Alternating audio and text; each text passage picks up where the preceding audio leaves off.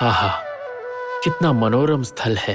सुगंधित कोमल पुष्प, कितनी श्रद्धा से इन पौधों का लालन पालन किया गया है। इन पौधों को और इन पुष्पों को देखकर ऐसा प्रतीत होता है किसी ने बड़े प्यार से इनकी देखभाल की है। चारों ओर प्राकृतिक सौंदर्य दिख रहा है। जिसने ऐसा किया है उसे मैं प्रणाम करता हूं।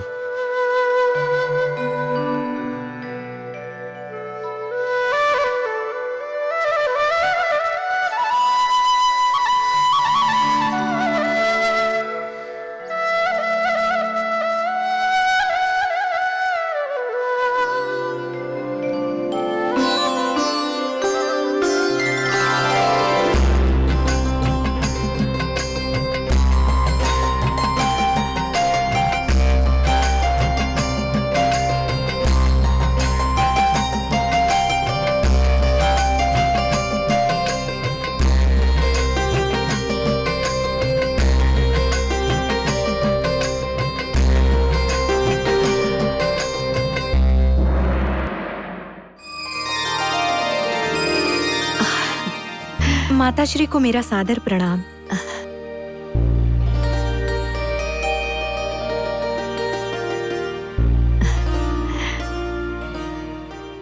सीता, मैं तुम्हारी ही प्रतीक्षा कर रही थी। माताश्री, मैं तो राज उद्यान में ही थी। आपका संदेश मिलते ही मुझे शीघ्र में यहाँ आ गई। क्या आपके मन में कोई बात है जो आपको कहनी है माताश्री? नहीं सीता, नहीं। आज मेरे मन में जो बातें चल रही हैं, वो मैं तुम्हें बताना चाहती हूँ। कैसी बातें, मुझे बताइए माताश्री। सीता, कुछ ही दिनों में स्वयंवर यशस्वी होकर तुम्हारा विवाह बिना किसी बाधा के हो जाएगा। इस बात का मुझे पूर्ण विश्वास है। इसीलिए एक माँ होने के नाते तुम्हारे विवाह से पूर्व तुम्हें हितोपदेश देना मेरा परम कर्तव्य है ना पुत्री। माताश्री, कई दिनों से महान सतियों की कहानी आप मुझे सुना के आप अपने कर्तव्य का पालन करती आ रही हैं माताश्री। सीता, उन महान सतियों की कहानियाँ जीवन में तुम्हारे लिए आदर्श बनेगी और तुम में आत्मस्थिरता बना के रखेगी। वो सभी ऋषि पत्नियां हैं और महान तपस्विनी भी,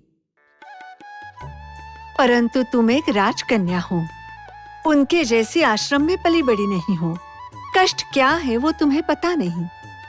इसीलिए जो तुमने कभी नहीं देखा था, जिसकी तुमने कभी कल्पना भी नहीं की हो, ऐसी संकटपूर्ण स्थिति आई तो उससे मार्ग निकालने के लिए तुम्हें जैसी नीति, परखने का धीरज और निर्णय लेने के लिए कौन से मार्ग का चुनाव करना चाहिए, ये आज मैं तुम्हें सिखाऊंगी।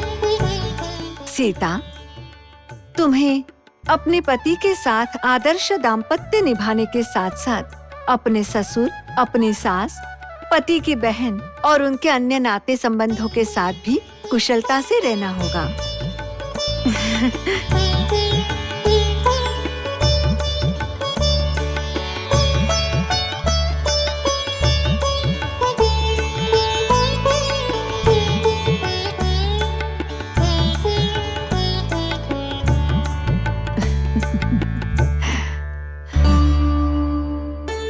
श्री राम, लक्ष्मण, मिथिला के शिव धनुष की शक्ति और महिमा के विषय में मैंने तुम्हें ज्ञात कराया है तथा जनक की पुत्री सीता का विवाह स्वयंवर के माध्यम से होने वाला है, ये भी ज्ञात कराया है। गुरुदेव, अपनी पुत्री का विवाह स्वयंवर के माध्यम से कराने के पीछे कोई विशेष उद्देश्य है क्या? सामान्य रीति से किसी कारणवश विवाह में विघ्न उत्पन्न हो जाए तो स्वयंवर की रीति के अनुसार विवाह संपन्न हो सकता है ना? तुम्हारी बात सत्य है लक्ष्मण, परंतु जनक पुत्री सीता के विशेष गुणों को जानना भी आवश्यक है, क्योंकि महाराज जनक को सीता की प्राप्ति ही एक विशेष बात है। वर्षों निसंतान रहने के दुख से अत्यंत दुखी महाराज जनक को राजगुरु शतानंद जी ने महाराज दशरथ के किए हुए पुत्र कामेष्टि यज्ञ और उसके फल स्वरूप संतान प्राप्ति की कहानी सुनाई। उससे प्रेरित होकर जनक महाराज ने भी पुत्र कामेष्टि यज्ञ के आयोजन का निर्णय लिया। राजगुरु शतानंद से आशीर्वाद लेकर उन्होंने कार्य आरंभ किया और इस कार्य को संपन्न करने के लिए भूमि शोधन के काल में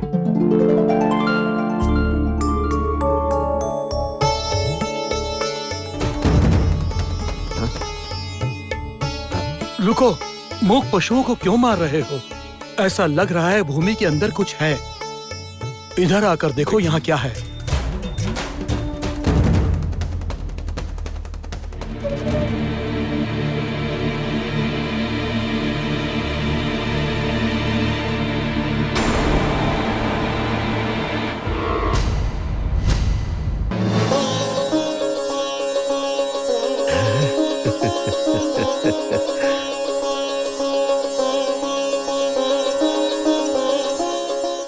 एक स्वर्ण संदूक मिला और उसके भीतर मिली सीता।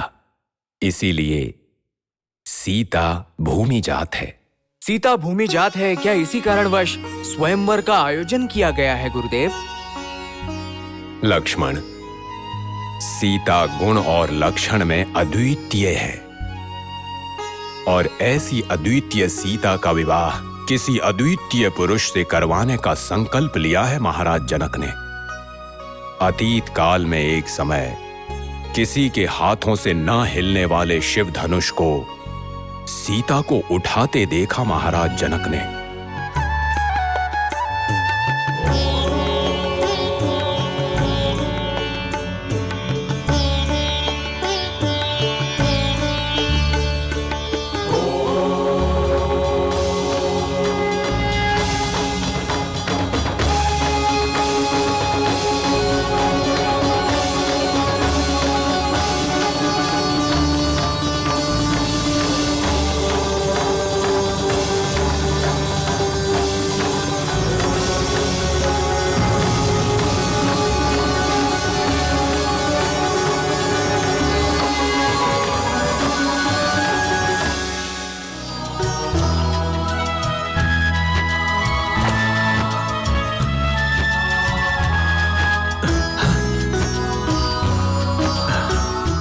और तदुपरांत सीता का विवाह उसके शक्ति के अनुरूप किसी पराक्रमी युवा से करवाने की इच्छा बलवती हो गई। गुरुदेव, इसीलिए शिवधनुष को उठाने का प्रण उन्होंने रखा है ना? मिथिला में शौर्य और पराक्रम का प्रदर्शन करने के लिए अगर कोई भी महान वस्तु है तो वो शिव धनुष ही है। और इसीलिए महाराज जनक ने शिव धनुष को ही स्वयंवर के लिए रखा। गुरुदेव, स्वयंवर की अपेक्षा न रखते हुए क्या हम महाशिव धनुष का दर्शन कर सकते हैं? अवश्य कर सकते हैं।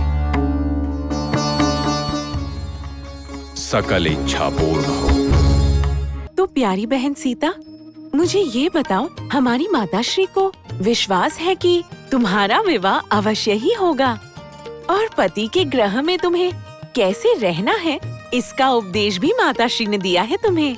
बहन, तुम्हारा विवाह संपन्न होने के उपरांत हमारी बहन उर्मिला का भी विवाह हो जाएगा, इसमें कोई आश्चर्य नहीं। श्रुतकीर्ति, सीता बहन के विवाह के पश्चात केवल मेरा ही विवाह होगा ऐसा क्यों सोच रही हो तुम?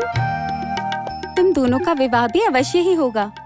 उर्मिला, वैसे तुम्हारी बात सत्य भी हो सकती है। प्यारी बहनों, इसमें तुम सभी को संदेह क्यों हो रहा है? देखना, तुम सभी का विवाह भी शीघ्र ही हो जाएगा। शीघ्र ही? यदि ऐसा है तो हमें भी पति के गृह जाकर कैसे रहना है और कैसे नहीं, इसके बारे में माताश्री से उपदेश ग्रहण करना पड़ेगा, है ना? श्रुतकीर्ति, माताश्री ने तो सीता बहन को बता ही दिया है, तो फिर क्यों ना हम भी सीता बहन से ही जान लें? बहन सीता, माताश्री ने जो उपदेश तुम्हें दिया है वही उपदेश तुम हमें भी दे दो ना। माताश्री ने जो भी मुझे बताया वो सब मैं तुम्हें बताऊं? मैंने जैसे माताश्री की बात सुनी वैसे ही तुम सभी मेरी बात सुनोगी ना? क्यों नहीं सुनेंगे? अब तो तुम ही हमारी माता हो। बताओ बहन। तो सभी सुनो, माताश्री का दिया हुआ उपदेश मैं तुम सभी को बता रही हूँ। आनंद के समय पति से जिस प्रकार का प्रेम करो, दुख के काल में भी उनसे उतना ही प्रेम होना चाहिए। जीवन काल में तुम पति के साथ रहो या फिर उनसे दूर रहो, पति के प्रेम को या उनकी प्रीति को या फिर उनके स्नेह को पाने के लिए। अरे बहनों, माताश्री की बात मुझसे सुनने की जिद करके अभी तुम सभी कहाँ खोई बैठी हो? बहन, तुमसे ये सुनकर प्रतीत होता है विवाह के पश्चात पति ही सर्वस्व होंगे। इसका अर्थ तो ये निकलता है आप हम सबको संपूर्ण रूप से भूल जाएंगी। सत्य कहा। अगर सदा पति का ही ध्यान करोगी तो तुम हम सबको कैसे याद रखोगी? तुम्हारा विवाह हम सबको तुम्हारे मन से दूर कर देगा, ऐसा प्रतीत हो रहा है हमें बहन। मेरी प्यारी बहनों, तुम सभी ऐसा क्यों सोच रही हो? विवाह के पश्चात मेरे लिए या फिर तुम सबके लिए पति ही सर्वस्व होंगे, ये बात सत्य है। किंतु मन से मेरी बहनों को मैं भूल जाऊंगी, ऐसा तुम कदापि सोचना मत मेरी बहनों। हम परस्पर कोई शुभ इच्छा की कामना करेंगे। मेरा विवाह भी निश्चित नहीं हुआ है। हमें ऐसी चिंता करके इस समय को नष्ट नहीं करना चाहिए। चलो चलते हैं।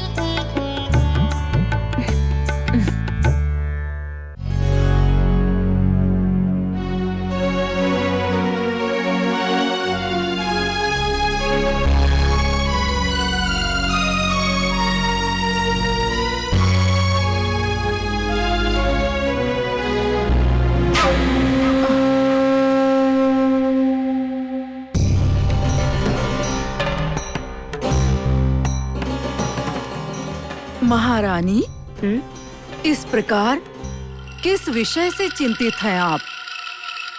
मैं चिंतित नहीं हूँ मंथरा। महाराज ने मेरे पुत्र भरत को कैकेयी प्रदेश में मेरे पिताश्री के घर जाने के लिए कहा है। उसे मैं वहाँ कैसे भेजूं, इसी विषय पर विचार कर रही थी। महारानी, बिना किसी कारण के पुत्र भरत को कैकेयी प्रदेश क्यों भेजा जा रहा है भला? महाराज ने क्या आपको सूचित किया? नहीं मंथरा, मुझे लगा मेरे पुत्र भरत को अपने नाना जी से मिलने की अभिलाषा हुई होगी, इसीलिए महाराज ने अनुमति दी होगी। महारानी, आप कुछ अधिक ही भोली हैं। प्रभु पर आप शीघ्र ही विश्वास कर लेती हैं, परंतु किसी अन्य के मन में क्या रहस्य छिपा हुआ है, ये आप किस भांति जान सकती हैं भला? तुम्हारी बातों को सुनकर ऐसा प्रतीत होता है जैसे मेरे पुत्र भरत को कैकेयी प्रदेश भेजने के उद्देश्य में कोई रहस्य की बात अवश्य छुपी है, जिसका कोई भी अनुमान नहीं है मुझे। अनुमान मत लगाइए महारानी, मैं आपको सचेत कर रही हूँ। राम लक्ष्मण दोनों ही अभी मिथिला में हैं और वहाँ स्वयंवर का आयोजन है। और अब तो रामचंद्र के पराक्रम के विषय में सबको ज्ञात हो चुका है। रामचंद्र ने स्वयंवर में भाग लिया तो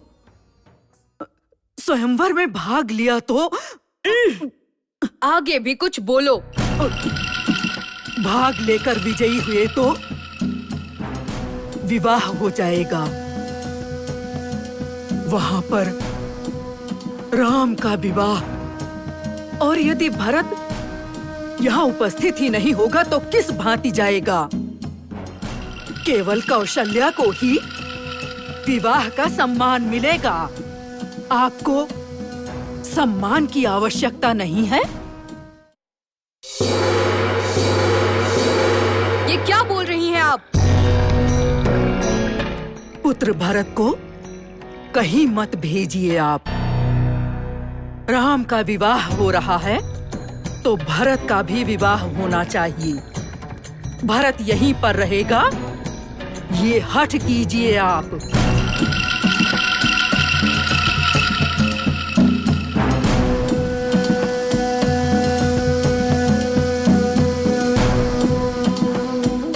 सत्य कहा। मैंने इस प्रकार कभी विचार नहीं किया। मैं अपने पुत्र भरत को